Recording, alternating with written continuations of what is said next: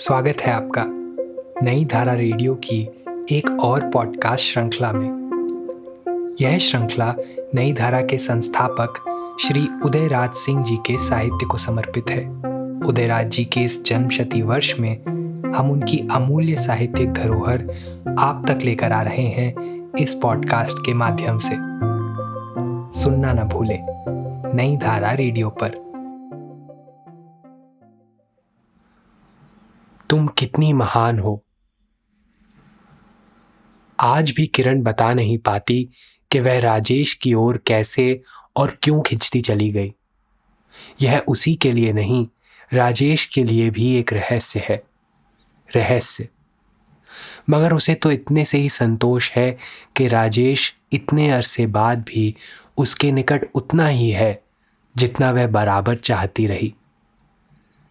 शैशव की चुहलबाजियां जब मिटती जा रही थीं, तो एक दिन किरण ने टोक दिया, राजू, जीवन की यात्रा बड़ी लंबी होती है, कभी साथ तो नहीं छूटेगा। राजेश चौंक पड़ा। क्या इतनी बड़ी हो गई कि इतनी सारी बातें जान गई? जीवन, यात्रा, लंबी और जाने क्या क्या। आश्चर्य, आश्चर्य।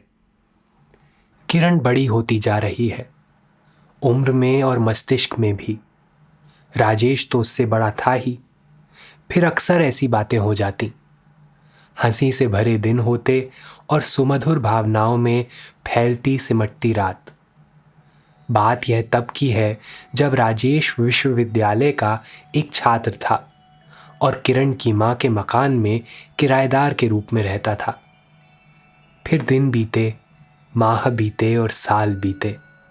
किरण हाई स्कूल की दहरी पार कर विश्वविद्यालय में दाखिल हुई और राजेश अपनी आखिरी डिग्री लेकर संसार की ओर मुड़ा।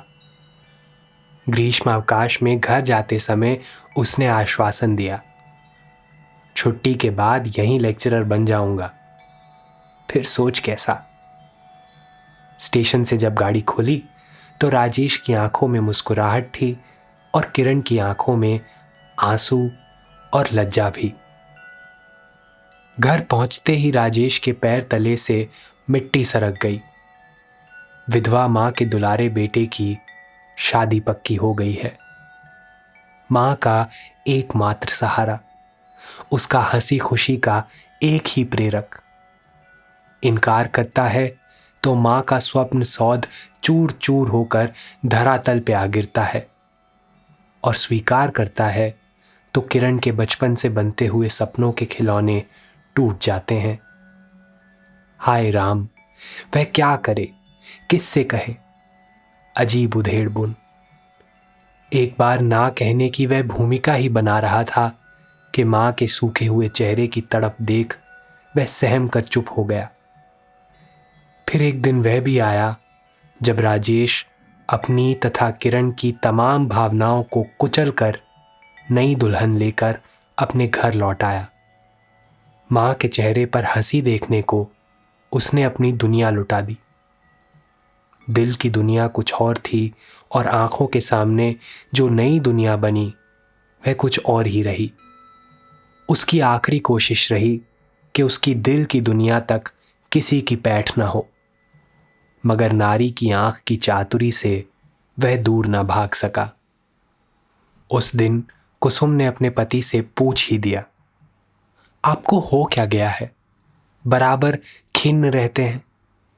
आखिर मुझसे कोई पर्दा कैसा? राजेश उससे अपने मन की बातें छुपा न सका। थोड़ी में सारी बातें कह सुनाई। कुसुम सारी कहानी सुनती गई, सुनती रही।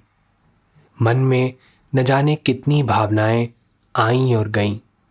संसार के सामने जो उसका अपना है वह शायद सचमुच उसका अपना नहीं।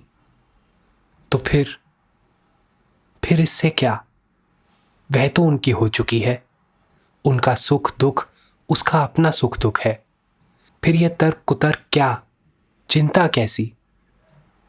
बातें समाप्त होते ही उसने झट कहा, किरण आपके हृदय के समीप रहे, यही मेरी इच्छा है। आपकी खुशी मेरी अपनी खुशी है। फिर सोच विचार कैसा। राजेश को विश्वास ना हो रहा था कि कुसुम ऐसी बातें कर रही है। वह आंखें फाड़ फाड़ के उसे देख रहा था, मगर कुसुम निश्चल रही। उसके मस्तिष्क में कोई भी उलझन नहीं। राजेश का तनाव कम हो रहा है, इससे वह खुश हो रही है। अपनी सत्ता को उसने पति के चरणों में मिटा दिया। उसके बलिदान का सही मूल्यांकन शायद राजेश भी न कर सका। राजेश के विवाह का पता पा किरण की क्या मनोदशा हुई, इसका आभास उसकी मां तक को ना मिला। आंखों में आंसू रह रहकर उमड़ पड़ते, मगर वे आंखों में ही छिप जाते। उसके हृदय की वेदना को यदि कोई जान पाता तो शायद समझ पाता कि उसके रंगीन महल की मीनारें इतनी ऊंची उठ चुकी थीं कि उन्हें बिना पूरा किए यूं ही छोड़ देना किसी भी शिल्पी के बूते की बात न थी। मगर नारी के हृदय तले जो त्याग की प्रकृति है, वह किसी भी असंभव को संभव बना सकती है। राजेश के पत्र उसके पास आए थे। उसने सारा वृतांत लिखा था और अंत में कुसुम के विचारों से उसे अवगत भी करा दिया। किरण को राजेश और कुसुम की सहानुभूति पाकर एक सहारा मिल गया। उसने योजना बनाई कि एमए की डिग्री लेकर वह कहीं अध्यापिका हो जाए, अविवाहित रहते हुए ही जीवन बिता दे। परंतु मां को यह मंजूर न था। वह चाहती थी कि किसी का घर बसाकर उसी की होकर रहे। ऐसे जीवन कितने दिन चलेगा। जब किरण ने मां की एक भी न सुनी तो उसने राजेश से विनती की। राजेश ने उससे विवाह करने का आग्रह किया, मगर किरण को किसी की बातों में कोई दिलचस्पी नहीं। यूं ही वर्षों गुजर गए, मगर मां ने आग्रह करना ना छोड़ा और एक दिन बेटी को अपने आंसू और विधवा जीवन की बेबसी दिखाकर राजी कर ही लिया। फिर भी किरण ने राजेश की अनुमति मांगी। वह भला क्या जवाब देता। अनुमति दे दी, मगर शर्त यह रखी कि वह बीते हुए कल को भूलकर पति को अपनाकर अपने नए जीवन को पूर्ण रूप से अंगीकार करे। किरण ने हां तो कर दी, मगर उसके नारी सुलभ हृदय को यह मंजूर न रहा।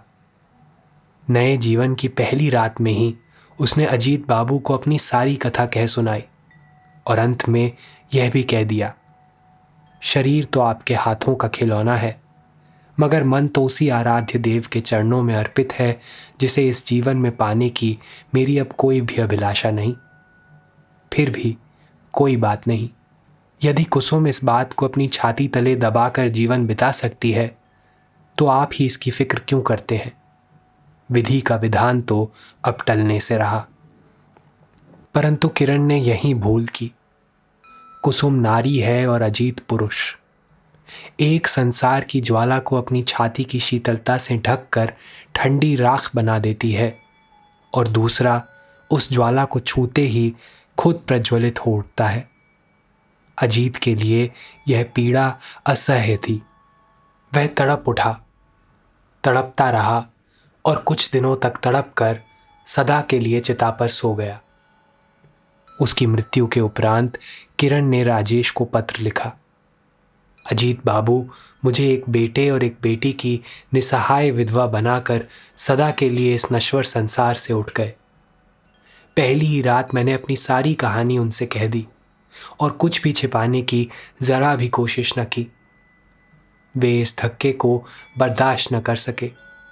जितने दिन जीवित रहे घोर अशांति में रहे, फिर चिर शांति की खोज में चिर पुरुष की तरह इस धाम को छोड़कर स्वर्ग से धारे। मां को गए भी कुछ वर्ष बीत गए। अब मैं छाह ढूंढ रही हूं। 2 नादान बच्चों को जिलाना है। क्या आप वरदहस्त देंगे। किरण की शादी के बाद राजेश ने उसे पत्र लिखना छोड़ दिया था। सोचा था दोनों के नए जीवन में वह दीवार बनकर क्यों खड़ा हो, मगर हाय, वह क्या सुन रहा है। कुछ क्षण के लिए आंखों के सामने अंधेरा छा गया। वह किंकर्तव्य विमूढ़ हो उठा। मूर्छा सी आ गई। कुसुम ने झट पत्र उठाकर पढ़ा और रो पड़ी। जब शांत हुई तो बड़ी आजिज़ी से कहा, जाइए, आज ही जाइए, बच्चों के साथ किरण को यहीं लेते आइए, हम सब साथ रह लेंगे। जाइए, अभी ही जाइए। कांटे की तरह सूखी हुई किरण की सूनी मांग देखकर राजेश के मन में कितनी भावनाएं उठी होंगी, या असीम निसहाय अवस्था में राजेश को पाकर किरण की क्या मनोदशा हुई होगी, यह भला कौन आंक सकता है। सिर्फ काली काली दीवारों ने किरण को कहते हुए यही सुना, राजेश, मैं कहाँ जाऊं, किधर जाऊं? यहीं एक कन्या विद्यालय में अध्यापिका हो गई हूं। किसी तरह दिन कट ही जाएंगे। आप कभी कभी आकर सुध ले लेंगे। हाँ, एक बार आपके घर अवश्य चलूंगी और कुसुम जीजी के चरणों पे सिर रखकर यही पूछूंगी कि जीजी, तुम कितनी महान हो।